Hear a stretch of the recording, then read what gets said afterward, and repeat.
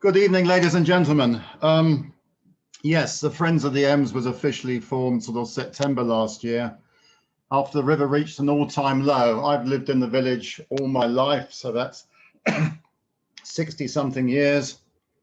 And this photograph is important because it shows the river taken from North Street Bridge on the 1st of October last year in Westbourne. And the river has been reduced to a series of disconnected puddles, something I've never seen before in my entire life. It's always been a little bit flowing. It's not been much in late autumn, but to actually have completely disconnected puddles with dry gravel between them going deep into the heart of Westbourne is the lowest I have ever seen the river in my life. And arguably, because the pumping started in the 60s, it's the lowest the river's been for hundreds of years. Probably the last time was when some volcano went off in Iceland or something back in medieval times. It's absolutely dire. And as part of that, we formed the Friends of the Ems.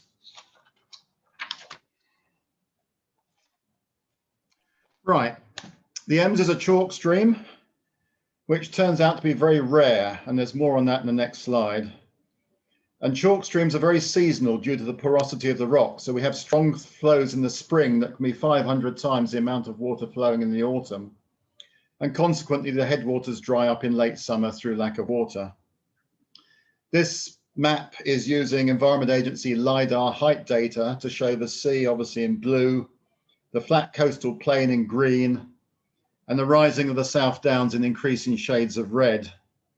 The Ems catchment area here is outlined in blue, and to the west we've got the Havant Lavant, and to the east we've got the Chichester Lavant flowing in their respective streams.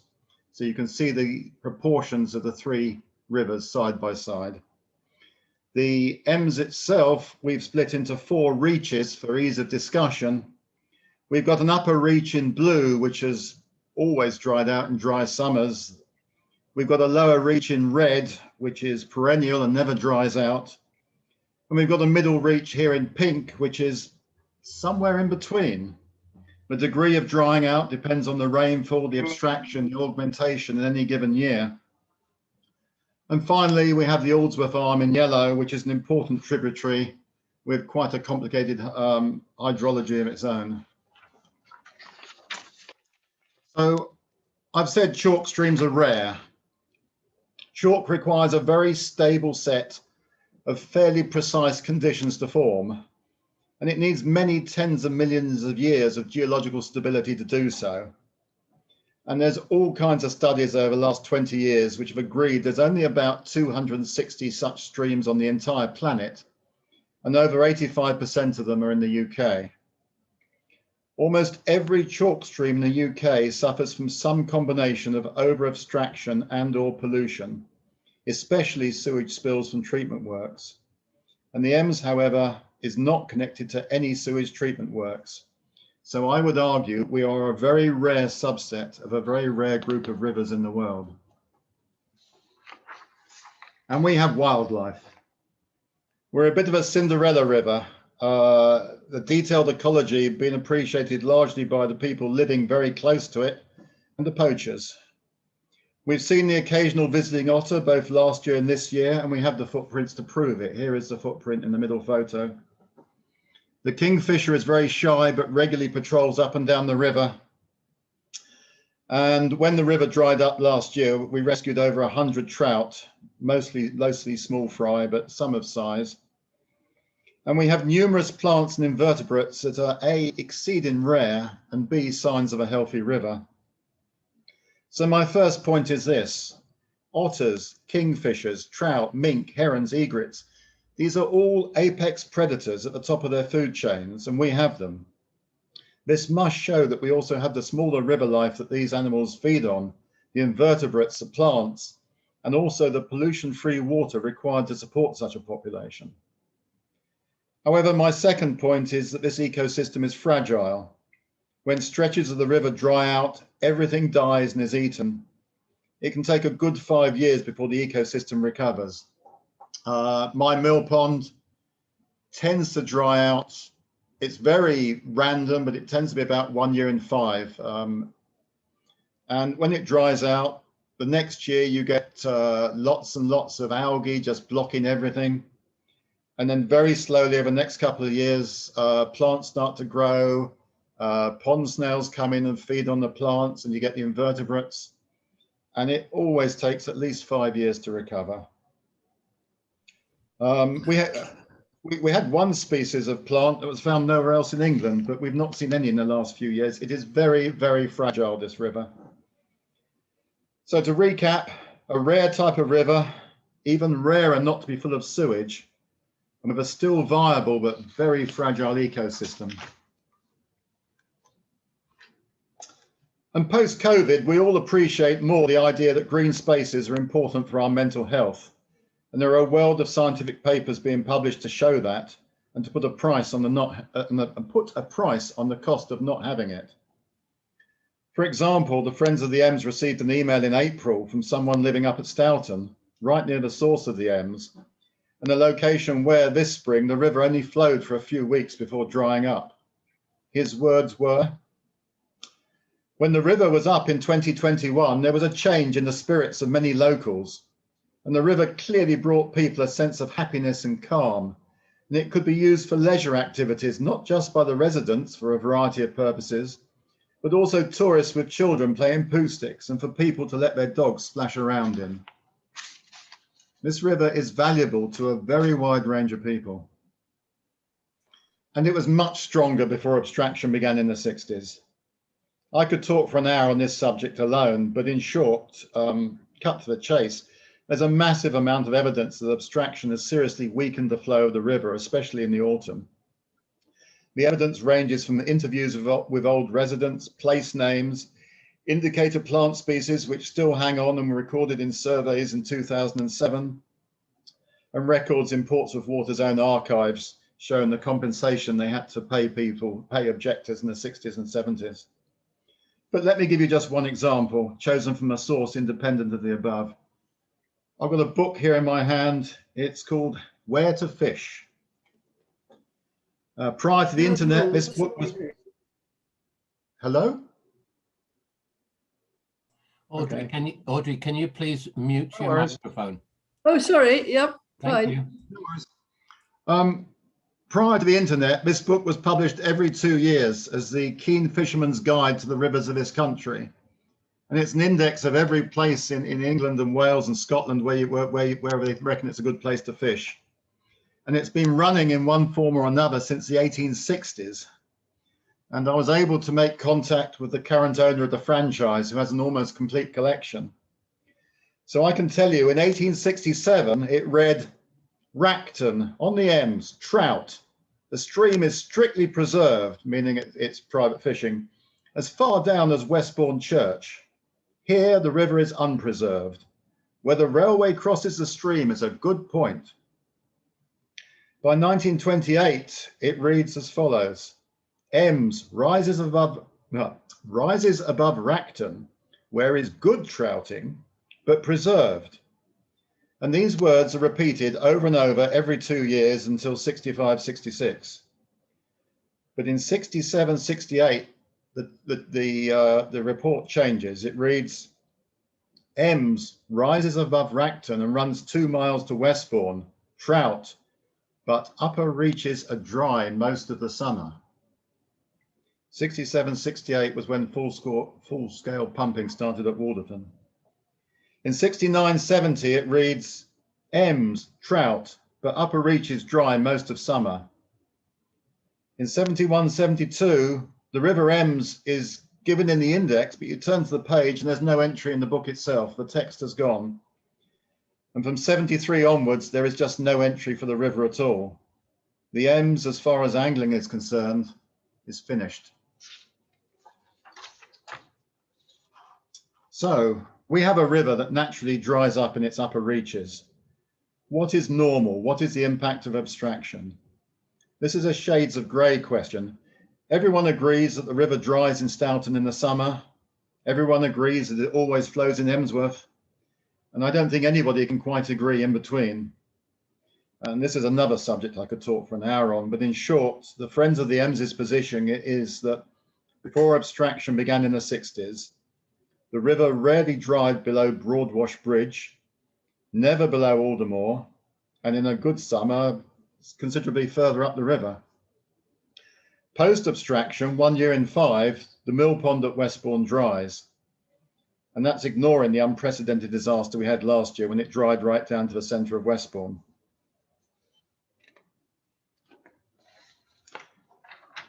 And the Friends of the Ems believe the current Ports of Water abstraction licence to pump water out at Walderton is inappropriate. Here in blue, we've got the amount of water per day flowing through the Environment Agency flow gauge at the Wren Centre to the south of the village. So here you can see the spring peak, here you can see the autumn dip, and it's one financial year from 2019 to 2020, which is the last continuous data we could get our hands on. Here in red, you see the amount of water pumped out by Ports of Water every single day. And it's roughly 20 megalitres, 20 million litres per day, every single day of the year. And you can see this is fine in the spring. They can take as much as they want, but it's a total disaster in the autumn when they can be taking 20, 30, 40, even 50 times the amount of water that is actually flowing in the river. They pump it directly from the chalk before it ever gets to flow in the river. So let me put it another way. Let's scale this down. Let's say that you and I have a long established contract where I have to give you a litre of water a day. So here's a litre of water. But this contract gives me a big problem. In some months, February, March, I can have up to 700 litres a day available. And I'll hardly notice if you take a litre. I probably wouldn't notice if you took 10 litres or 100 litres. Can you imagine 700 bottles of this and just one goes? But in other months, August, September, October, after you've taken your litre, I've just got 20 millilitres left. So you're getting 50 times the amount that I'm getting. That's why we think the abstraction licence doesn't reflect the reality of the river flow and the seasonal nature of the river. Furthermore, we think the infrastructure is no longer appropriate. Ports of Water has no large reservoirs. It can't store water to any significant extent. It's got a few small ones. So it has to take water every single day, even if there's an extreme drought going on. When the river was dying last September, and we were rescuing dying fish and everything was going wrong, Ports of Water did not alter their abstraction at all. And in fact, they weren't allowed to by law. They have a legal obligation to keep water flowing out of consumers' taps. The long and the short of their infrastructure is that every drop of water that comes out of your taps and my tap will have been taken from a well, a river, or a spring less than 48 hours previously. They suck it out when it's needed. It goes into little short-term reservoirs and straight out through your tap. And as that reservoir gets low, they suck more out. If you're close to the Walderton area, as we are, I suspect everybody on this call is, it's not even 48 hours. The reservoir can't hold more than 18 hours of water. Last September, however, Ports of Water did increase their augmentation. A condition of their licence is that if the river level falls too low, Ports of Water must compensate by pumping water into the river from their Woodmancote borehole. The river gets so low that this augmentation is required almost every single year. I've actually been unable to find clear records of a year when it wasn't done. And even then, in some years, this is not enough. Last September, they increased the augmentation, but the river did not recover until the autumn rains began. And a cynic would say that because they were pumping water from a deep borehole in the chalk, just 260 meters from the augmentation point, all they were doing was pumping the water out, sending it into the river, sinking back through the chalk, pumping it out again, and the water was just going round and round like a Charlie Dimmock water feature.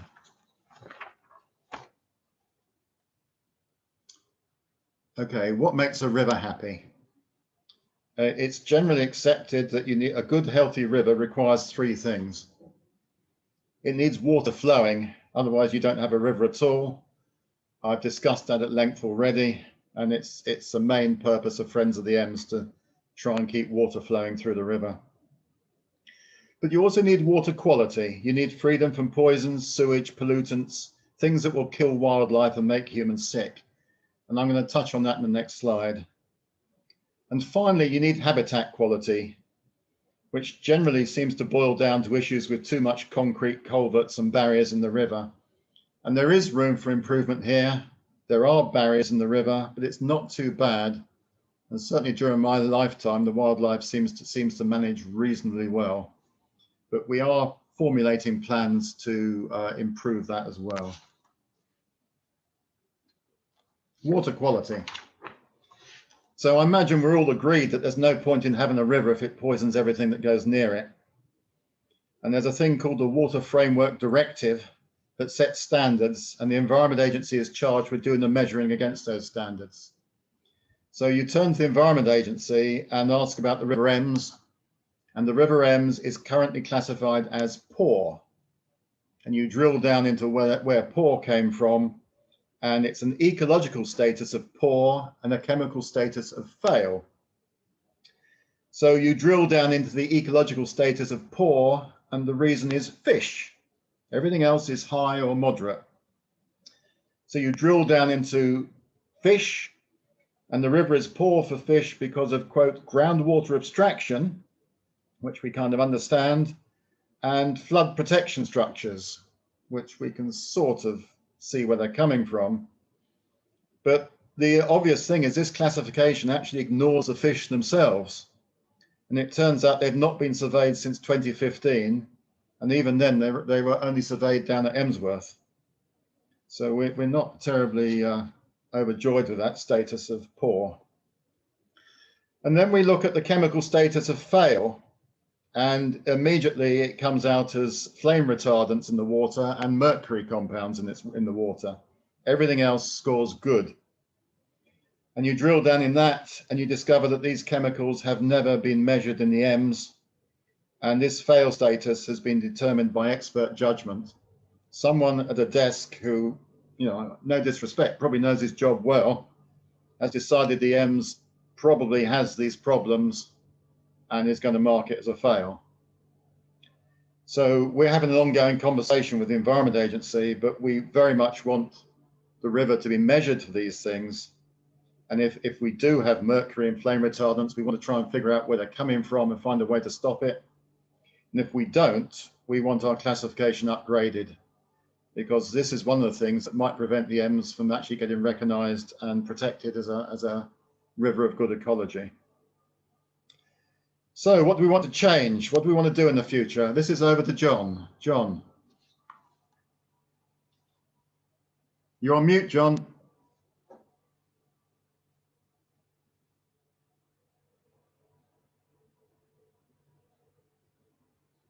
You're still on mute, I think.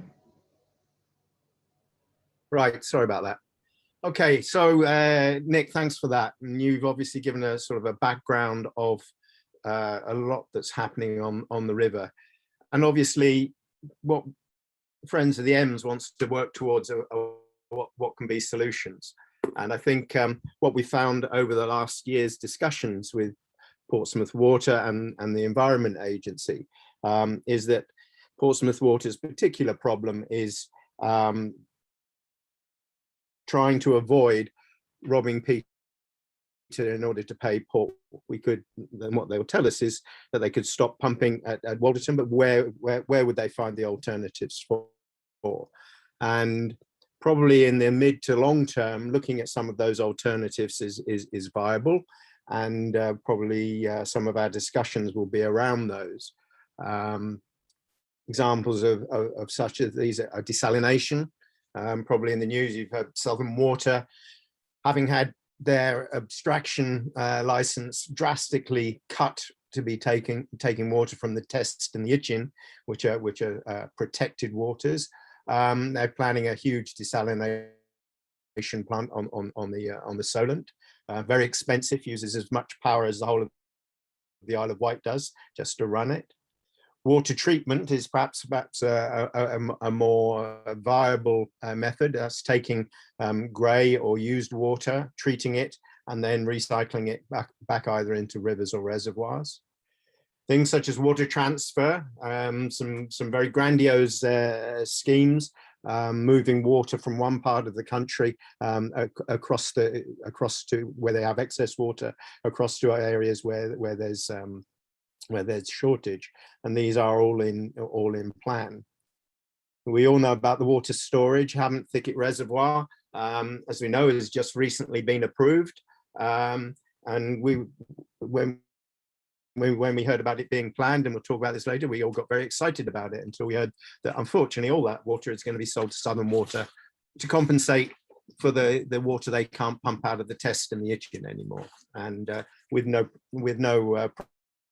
provision for the Ems or other chalk streams around it. Reducing consumer use is obviously one thing that can be done, but it has a limited amount of benefit.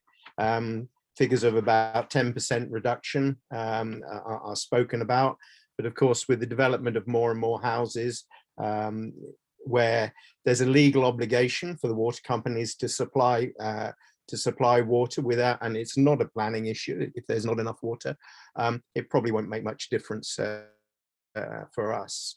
Reducing leakage, obviously the infrastructure of moving water around, particularly through old piping systems, in many cases has resulted in huge leakages within the system. Portsmouth Water is among the better of the water companies in terms of its leakage rates, and it does still plan to reduce that by 20%. There are more physical means that we can think about: slowing down runoff. How do we keep more water in the catchment so that it can soak into the ground and increase the groundwater levels? This is particularly sort of interest in the upper catchment areas, and there are schemes that are currently being funded or will be funded by government to encourage damming of small gullies in the upper catchment to hold water back, tree planting, storage ponds, etc.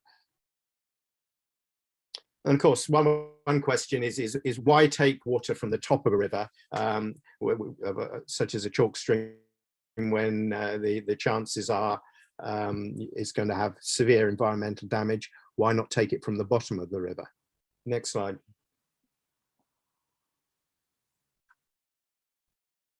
So all of these are long-term or medium-term solutions.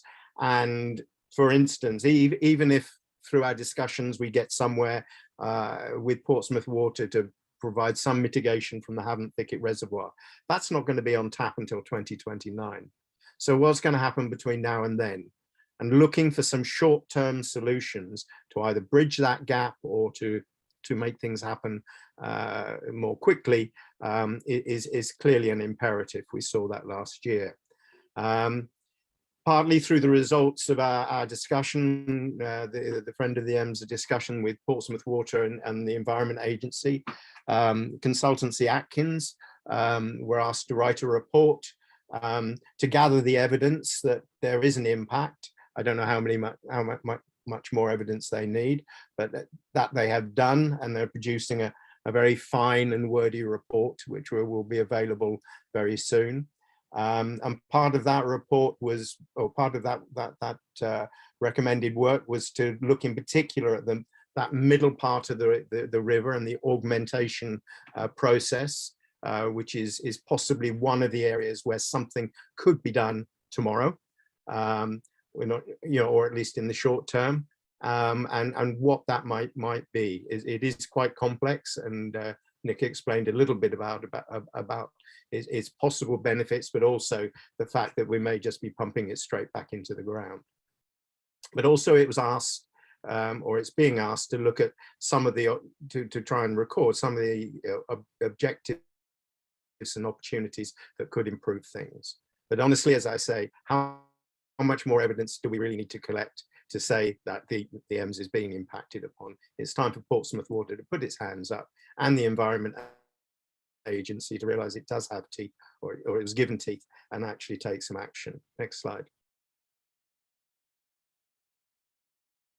So what did this report tell us? It told us that The abstraction, although it hasn't reached the limit of the license by any means yet, it has been increasing over the last 4 years, at an average of 10% per annum. There's no doubt about it, the middle part of the river would have dried up without the augmentation during the last 4 years, and probably before. Without that augmentation, we would see every year no water at the bridge in North Street, and possibly even further down. And there's no doubt that the abstraction has moved the perennial headwater of the Ems up to 1,500 meters downstream. So whereas Broadwash, which is where the river goes under the road to Funtingdon, was seen as its perennial limits, it's now ephemeral, and the perennial limits are much further downstream. 2015-16, there was some money provided by through the EU and also through Portsmouth Water to do various jobs, can I call them, on the river. They didn't make any improvement really to the river, because as much as you can do some physical work on the river, if the water isn't there and the flow isn't there to support them, they'll have little or no effect. Let's go on to the next slide and wind up. So Friends of the Earth has put forward to Portsmouth Water and the Environment Agency, and to our MP, Gillian Keegan, when she visited us recently, various proposals that could make some short-term differences. To optimize the augmentation as a short-term rescue measure by increasing the what we call the trigger flow level, that is the level at which augmentation will begin, that is recorded at the Hampshire gauge just behind the church in Westbourne. Let that level be much higher, at which point augmentation must begin. Reduce the abstraction to Walderton to improve, particularly in the summer and the autumn. Of the water at the moment that's taken out at Walderton, 50% supplies locally and couldn't be supplied at the moment by any other means, by Portsmouth Water, but about 40 to 50% is actually exported out of the area into the Portsmouth Water grid. We would say, well, you know, find that water, at least that exported water, from somewhere else. And how can we determine and quantitatively what available water there is elsewhere? The largest sources of water that Portsmouth Water has are the Hampton and Bedhampton Springs, which take water that is coming out of the ground right down by the sea, not sucking it from the ground at the top of a river. We have yet to really have a clear answer from Portsmouth as why some of that could not be used at certain times of the year to offset the pumping at Walderton. Nick said very clearly, the ecological and direct water quality monitoring has been neglected. I will say that in our last meeting with Portsmouth Water, with the Environment Agency, they have indicated that there are now provisions for some fish surveys and invertebrate surveys being made for this year and for next. And I think we mentioned the Oldsworth stream it's only a small part of the stream running down and joining the main part of the river just by the mill and Watersmeet. But at times it contributes a large amount of the flow. And there was some suggestion that there could be some water taken from this subcatchment, but it is such a small stream that I think any ideas of taking water from here should be dismissed. And I think our last cry is that Portsmouth Water needs to make sure that the Atkins work task, the consultancy that's done, is really completed and not just left at the historical data collection, to provide some real recommendations to the means of reducing water abstraction from the Ems, and let Portsmouth Water really stand up and openly admit and then, its impact, and then promote new water options. At the moment, we feel that there's a lot of talking going on. There's a lot of things that might happen in the future, but there's not enough being done to try and mitigate some of these problems.